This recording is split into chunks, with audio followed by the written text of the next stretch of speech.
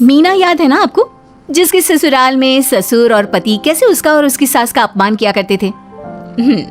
वैसे तो मीना को नौकरी की इजाजत मिल गई थी, लेकिन मीना ये क्या है? खाना अभी तक नहीं बना। कब से मैं यहाँ बैठा हूँ कि नाश्ता कर लूँ। बस 2 मिनट, वो ऑफिस की एक ईमेल करनी है। तभी ससुर जी आ जाते हैं। मैंने कहता था जिस दिन ये फीमेल ईमेल करने लगेगी घर नहीं चलने वाला। तभी सास हाथ में नाश्ते की प्लेट ले आती है। ये लो सभी उपमा खाओ। गर्मा गर्म स्वादिष्ट उपमा देखकर, वाह माँ जी, 2 मिनट में ये कमाल, क्या बात है। वो आता है ना रेडी टू ईट वाला पैकेट, वही बनाया है। स्वाद बता बहू कैसा है। कल तक जो बीवी पति के नाम से ही कांपती थी, बहू के आ जाने के बाद कैसे उड़ रही है, ये देखकर ससुर जी को आ जाता है गुस्सा। हाँ हाँ, पैसे तो पेड़ पर उगते हैं ना, या तेरा बाप दे जा रहा है जो बैठे बैठे पैसे खर्च कर रही है। अरे जरा शरीर चला लिया कर, वरना पता है ना जब मेरा हाथ पड़ेगा तो कैसे काम करती है तू। बहू बेटे के सामने खुद का अपमान सास बर्दाश्त नहीं कर पाती और रोती हुई कमरे में चली जाती है। क्या पापा, क्या जरूरत थी माँ से ऐसे बात करने की? सुबह से कुछ नहीं खाया है, अब जब खाना आया तो रुला दिया आपने। चलिए देखते हैं माँ कहाँ गई। मेरी जूती भी ना जाए उस पागल औरत को देखने। अरे क्या गलत कहा मैंने? बस यही ना कि भाई पैसे बचाओ। अरे कमाने बाहर निकले ना तब पता चले कि कैसे हड्डी गल जाती है। बात तो सही कह रहे हैं पिताजी, माँ को तो बस पैसे उड़ाना आता है। अरे पर माँ ने तो सबके लिए नाश्ता ही बनाया था ना, कौन सा खुद के लिए गहने खरीदे थे।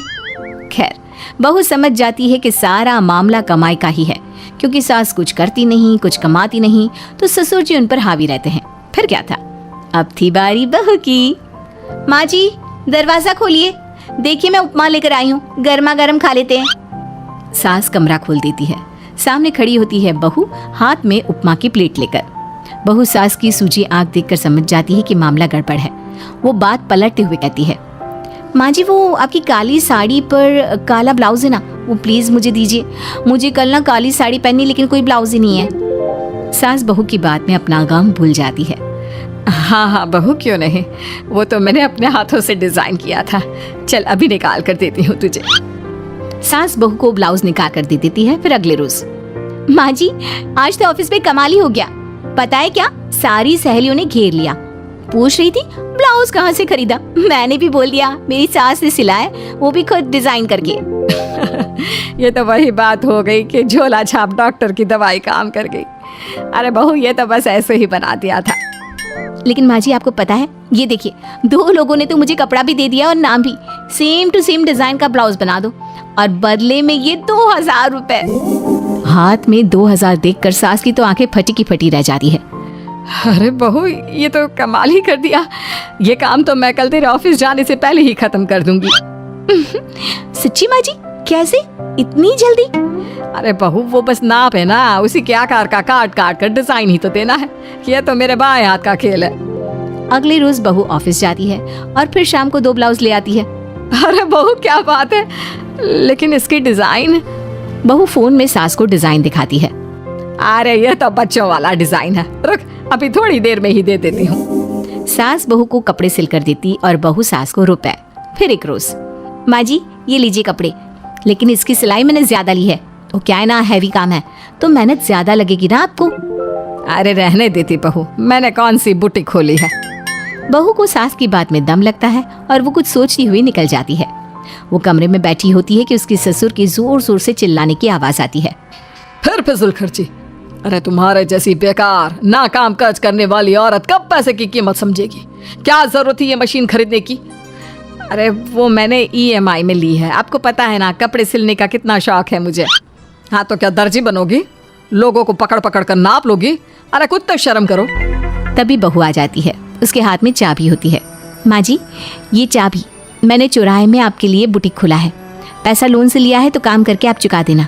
और हाँ माँ जी, कल उद्घाटन है तो 11 बजे दुकान में पहुंच जाना, पूजा में आपको ही बैठना है। ये सुनकर ससुर जी आग बुबला हो जाते हैं। कहीं नहीं जाएगी ये, इस घर की औरतें बाहर नहीं निकलती।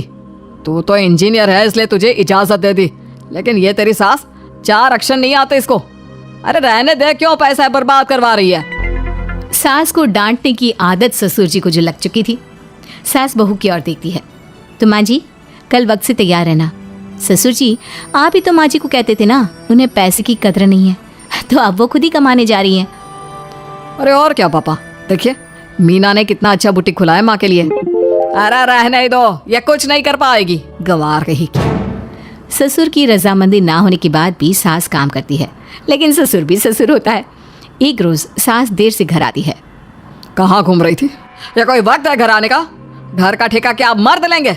अब लगोगी रसोई में, क्योंकि तुम्हारी बहू रानी भी नहीं आई अभी तक। पापा, आज बाहर से ही मंगवा लेते हैं। आज बहुत ज़्यादा काम था, किसी की शादी का पूरा कपड़ा सिलना था। कल उन लोगों की ट्रेन थी, खुद बैठ कर काम करवा कर गए हैं। बहू, ये पैसे हैं आज के गल्ले के, ज़रा संभाल ले। ससुर देख रहा होता है कि कैसे कल तक जिस औरत को वो बुरा भला कहकर डरा कर रखता था, वो आज उससे ज्यादा कमा रही है। देखते हैं कितना दिन कमाती है। ससुर अब रोज कोई ना कोई ऐसा काम करता जिससे सास का काम बंद हो जाए। फिर एक दिन, हे भगवान, 10 बज गया, बुटीक खोलने का वक्त हो गया है, लेकिन ये मेरी साड़ी, इस पर ये क्या गिर गया? पता नहीं किसने क्या डाल दिया, अब क्या करूं? सास दोबारा अलमारी से दूसरी साड़ी निकालती है, फिर उसे प्रेस करती है और किसी तरह बुटीक पहुंचती है, जहां पहले से ही कस्टमर खड़े होते हैं। अरे क्या हो गया? लगता है काम चल गया तो मैडम के भाव बढ़ गए। पता है, इस धूप में पिछले आधे घंटे से खड़े हैं। पता होता तो वो बगल वाली शॉप में ही दे देते। अरे माफ़ करिएगा, वो क्या हुआ ना, तैयार होकर निकल ही रही थी कि साड़ी में सॉस गिर गया। दोबारा साड़ी चेंज की तो आप आई। ठीक है, लेकिन अब आ गई है तो जरा जल्दी से कपड़े दे दो, हमें जाना है।